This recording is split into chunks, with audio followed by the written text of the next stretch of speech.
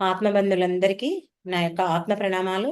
ఇంత గొప్ప ధ్యాన జ్ఞాన మార్గాన్ని మనకు అందించిన మహాత్ములైన బ్రహ్మర్షి పితామహ పత్రిజీ దంపతులకు, ప్రతిరోజు జ్ఞానాన్ని అందిస్తున్న బ్రహ్మర్షి తటవర్తి వీరరాఘవగారి దంపతులకు ఒకసారి ఆత్మ ప్రణామాలు తెలుపుకొని కార్యక్రమం స్టార్ట్ చేసుకుందాం. మాస్టర్స్, ఈరోజు మనం తెలుసుకున్న టాపిక్ ఏంటంటే దేహ దృష్టి, మనోదృష్టి, ఆత్మదృష్టి. 3 రకాల దృష్టిలుంటాయి. మరి ఎవరెవరు దేహ దృష్టి ఉన్న వాళ్ళు ఎలా ప్రవర్తిస్తారు, మనోదృష్టి ఉన్న వాళ్ళు ఎలా ప్రవర్తిస్తారు, ఆత్మదృష్టి ఉన్న వాళ్ళు ఎలా ప్రవర్తిస్తారు అనే విషయం గురించి మనం ఈరోజు తెలుసుకుందాం. ఎందుకంటే ప్రతిదీ నేర్చుకోవాలి. అన్నీ తెలుసు అని అనుకుంటాం, మనం అన్నీ తెలిసినట్లే ఉంటాయి మనకు. కానీ కొన్ని సందర్భాల్లో కొన్ని విషయాలు మనం మర్చిపోతుంటాం. మనకు తెలిసినా కూడా ఆ విషయాల గురించి మనం మర్చిపోతుంటాం. మనం నేర్చుకున్నది ఏదైతే ఉందో గురువుల దగ్గర, ఆ జ్ఞానాన్ని యథాతథంగా మనం ఆచరించగలగాలి. ఆచరిస్తేనే మనం ఆ భగవంతుడు అనుకున్న స్థాయికి ఎదిగినట్టే. ఆచరించకపోతే తెలుసుకుంటున్నాం అంతేకాని మనం ఆచరణలో పెట్టుకోలేకపోతున్నాం. మరి గురువు చెప్పింది మనం ఎప్పుడైతే ఆచరిస్తామో ఆ గురువు అనుకున్న స్థాయికి, ఆ భగవంతుడు అనుకున్న స్థాయికి మనం చేరుకున్నట్లే. అందుకే మనం ఎంతవరకు అన్ని ఆచరిస్తున్నాము అని మనకు మనంగా తెలుసుకోవాలి. తెలుసుకుంటేనే మనం ఆ విచారణ చేస్తేనే ప్రతిదీ ఆచరించనివి మనం ఆచరణలో పెట్టుకోవడానికి మనకు అవకాశం ఉంటుంది. మరి రోజు మనం సాధన చేస్తున్నాం, ఎంతో కొంత జ్ఞానాన్ని వింటున్నాం. ఆ సాధన ద్వారా, ఆ విన్న జ్ఞానం ద్వారా ఏదో 4 మాటలు విన్నాము. ఆ 4 మాటల్ని, ఆ సాధనని ఇతరులకు అందించడం గొప్ప కాదు. మనం ఏదైతే సాధన చేస్తున్నామో, ఏదైతే జ్ఞానాన్ని పొందుతున్నామో దాన్ని తూచా తప్పకుండా మనం ఆచరణలో పెట్టి అది 10 మందికి అందచేయడం ద్వారా అప్పుడు మనం గురువు మాటకు విలువ ఇచ్చినట్లు, భగవంతుడు మెచ్చే మార్గంలో మనం ఉన్నట్లు. మరి సృష్టిలో ఎన్నో రకాల మానవులు ఉంటారు, జ్ఞానులు ఉంటారు. కానీ ఆ మానవులు ఎలా ఉంటారు అనేది ఇప్పుడు మనం చెప్పుకున్నాం. మన హెడ్డింగే అది ఏంటి? దేహ దృష్టి, మనోదృష్టి, ఆత్మదృష్టి. ఈ 3 రకాల మానవులు ప్రపంచంలో ఉంటారు. ఈ దేహ దృష్టి ఉన్న వాళ్ళు ఎలా ప్రవర్తిస్తారు అని మనం విచారణ చేసినట్లయితే వీళ్ళు దేహానికే ప్రాముఖ్యతనిస్తారు, దేహం గురించే ఆలోచిస్తారు. చూడండి, ఒక మానవుని చూశారంటే ఎలా ఆలోచిస్తారు అంటే, వీడు పొడుగ్గా ఉన్నాడు, పొట్టిగా ఉన్నాడు, నల్లగా ఉన్నాడు, తెల్లగా ఉన్నాడు, లావుగా ఉన్నాడు, సన్నగా ఉన్నాడు, ఇలాంటి బట్టలు వేసుకున్నాడు అని ఇలా రకరకాలుగా దేహానికే ప్రాముఖ్యతనిచ్చి ఆ దేహం గురించే మాట్లాడుతుంటాడు. మరి అంతకంటే ఇంకా వాళ్ళు దేహం గురించి మాట కంటే ఇంకా దేని గురించి ఆలోచించరు, ముందుకు కూడా వెళ్ళలేరు.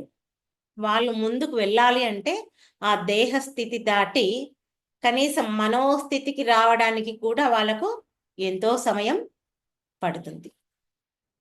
మరి ఈ మనోదృష్టి ఉన్న వాళ్ళు ఎలా ప్రవర్తిస్తారని గనక మనం ఆలోచిస్తే, వీళ్ళెంతసేపు వీడు గొప్పవాడు, వాడు గొప్పవాడు, వీడు పండితుడు, వాడు రాజకీయ నాయకుడు, వీడు కోటాది కోట్ల సంపాదకుడు, వీడు బికారి, వీడు చదువున్నోడు, వీడు అందమున్నోడు, ఉద్యోగం ఉన్నాడు, ఆస్తిపాస్తుల్లో ఎన్నో రకాలుగా అభివృద్ధి చెందినాడు. ఇలా ఈ మనసుకు సంబంధించి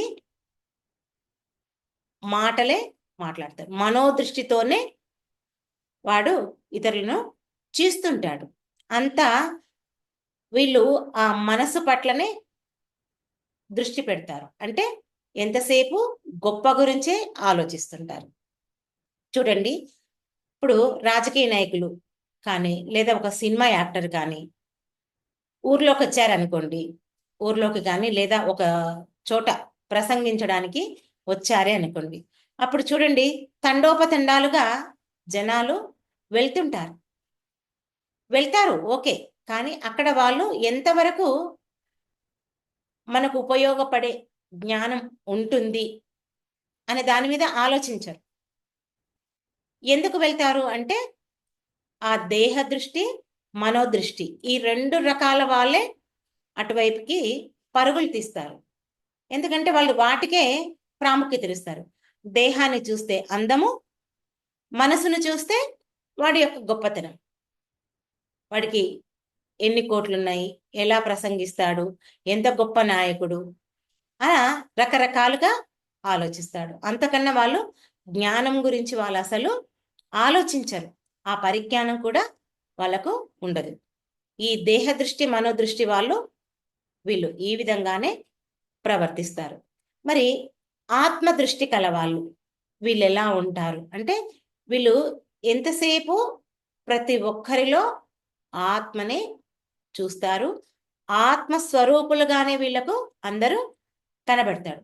వీడు రాజకీయ నాయకుడా, వీడికి డబ్బు ఉందా, వీడు డబ్బు లేదా, వీడు నల్లగున్నాడా, ఆ దేహ దృష్టి మనోదృష్టి ఉన్న వాళ్ళు ఏ విధంగా అయితే ఆలోచిస్తారో వీళ్ళు ఈ ఆత్మదృష్టి కల వాళ్ళు ఎట్టి పరిస్థితిలో దాని గురించి ఆలోచించరు. వాళ్ళకి ఇవన్నీ అవసరం లేదు. ఎందుకంటే వాళ్ళు ప్రతి ఒక్కరిలో ఆత్మను దర్శించగలుగుతారు. నేనేదైతే ఉన్నానో ఎదుటి వ్యక్తి కూడా అదే అయి ఉన్నాడు. మరి శ్రీకృష్ణ భగవానుడు చెప్పినటువంటి ఆ జ్ఞానం ఏదైతే ఉందో అదే వీళ్ళు పట్టుకుంటారు, ఈ ఆత్మదృష్టి వల్ల కలవాళ్ళు. మరి భగవద్గీతలో శ్రీకృష్ణ భగవానుడు ఈ 5వ అధ్యాయం 18వ శ్లోకం 5వ అధ్యాయం 18వ శ్లోకం ఏం చెప్పాడంటే, విద్యా వినయ సంపన్నే బ్రాహ్మణే గవిహస్తిని శునిచైవ స్వపాకే చ పండిత సమదర్శిన. ఇది శ్రీకృష్ణ భగవానుడు భగవద్గీతలో మనకు ఈ శ్లోకాన్ని ఇచ్చాడు. ఏంటంటే ఒక జ్ఞాని ఎంతో గొప్పగా ఆ బ్రహ్మ విద్యను నేర్చుకుని వాడి యందు, అంటే ఒక గొప్ప వాడి యందు కానీ, ఒక కుక్క మాంసం తినే చెండాలుడి యందు కానీ ఆత్మనే చూస్తాడు.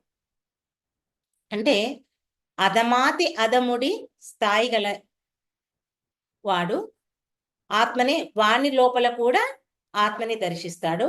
గొప్పవాడిలో ఆత్మని దర్శిస్తాడు, చెండాలుడైన వాడిలో కూడా ఆత్మనే దర్శిస్తాడు. అంటే ఇక్కడ బీద గొప్ప తేడా లేదు.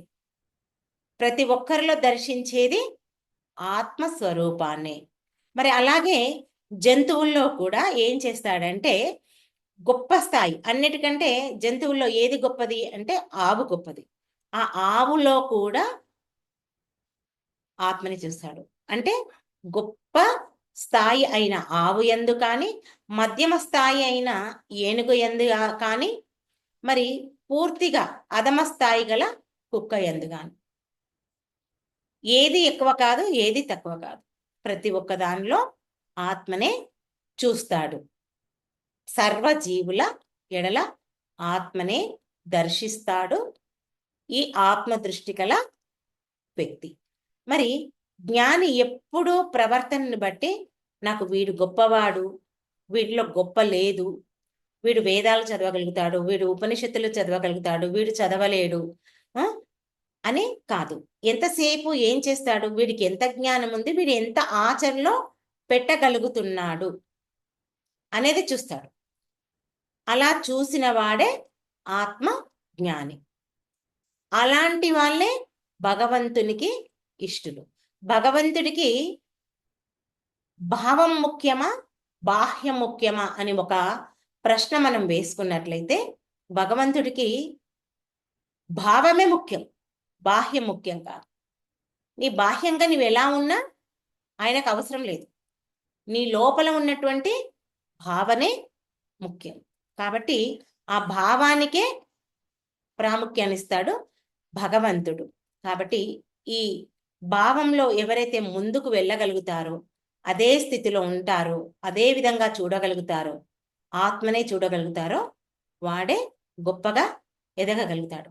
ఇప్పుడు గోమాత దాన్ని ఎంతో చక్కగా పూజిస్తారు. కాబట్టి దాన్ని పూజ చేస్తాను. మరి ఈ కోడి కానీ, మేక కానీ, చేప కానీ ఇవన్నీ చిన్న జంతువులు. కాబట్టి వీటిని కోసుకొని తింటాను అంటే భగవంతుడికి అలా ఇష్టం ఉండదు. భగవంతుడు ప్రతి ఒక్కరిలో తన యొక్క తత్వాన్ని పెట్టాడు, అంటే తన యొక్క చిన్న అంశను పెట్టాడు.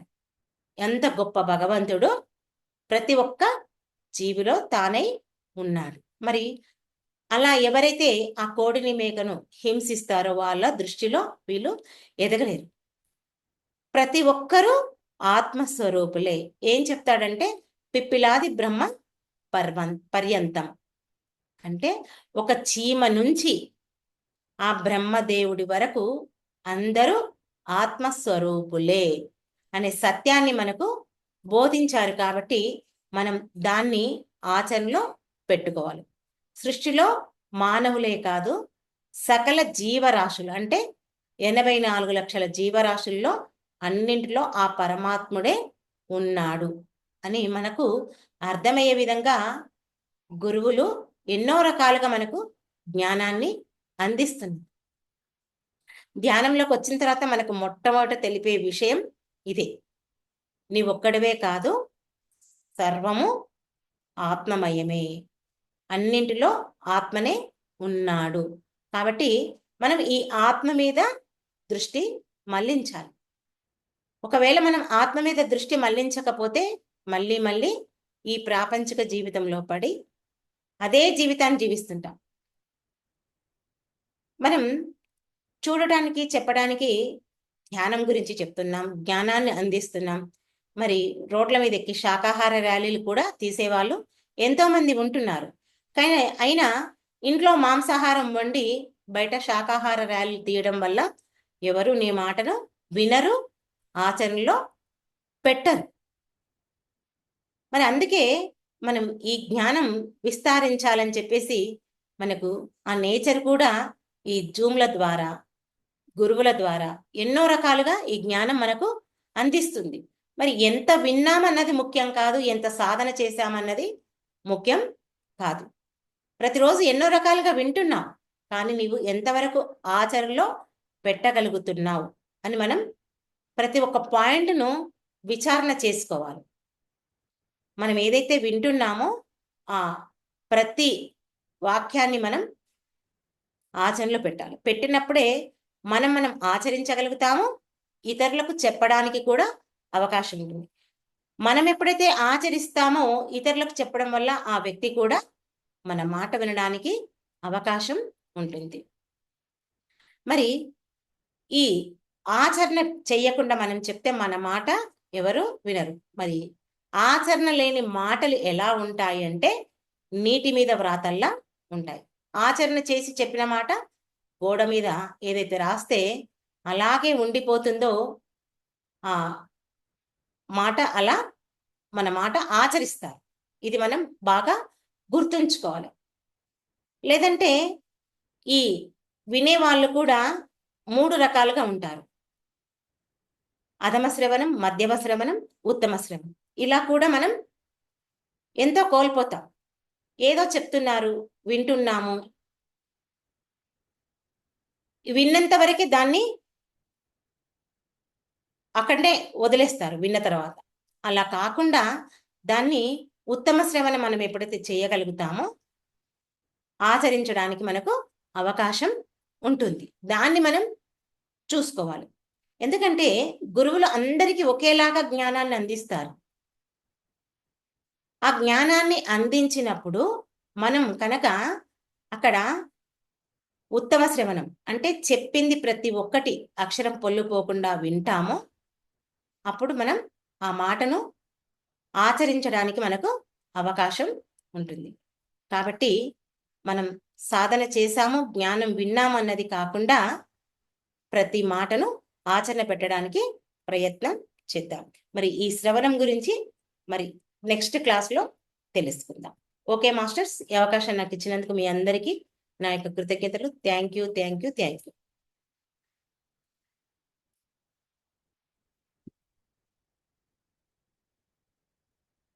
ఓకే, ఒక 5 నిమిషాలు ధ్యానంలో కూర్చుందాం అందరం.